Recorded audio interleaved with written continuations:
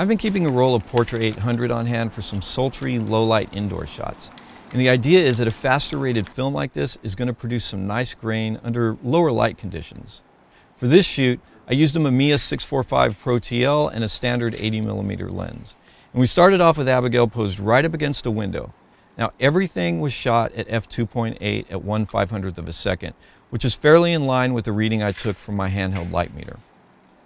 Now in shots where I'm getting more shadow between the camera and the subject, without adjusting the camera settings, there's going to be a certain amount of underexposure, which is exactly what I want.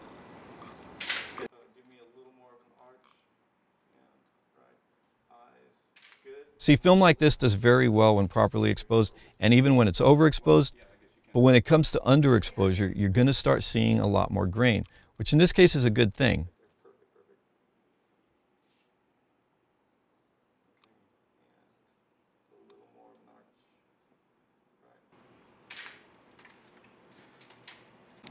You can see that as I shoot straight into the shadow side, with the window light now serving more as backlighting, we're going to really start to see some nice grain. Now here with Abigail posed on the floor, we're really pushing the exposure, and that's giving us that beautiful organic looking texture. And like I said before, we're using the same camera settings throughout this shoot. So here we're definitely going to end up with an underexposed negative.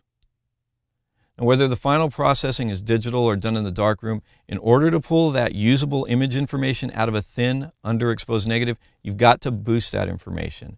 And in a wet darkroom, that means increasing exposure on the paper, which gives you more visible grain.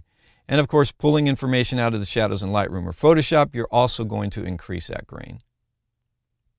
Getting shots like this is one of the reasons I love to shoot with film. I can get this unique and somewhat predictable result with grain when I intentionally underexpose part of the image. And I think this produces a beautiful combination of smooth tones and an organic texture that's perfect for some types of portraiture.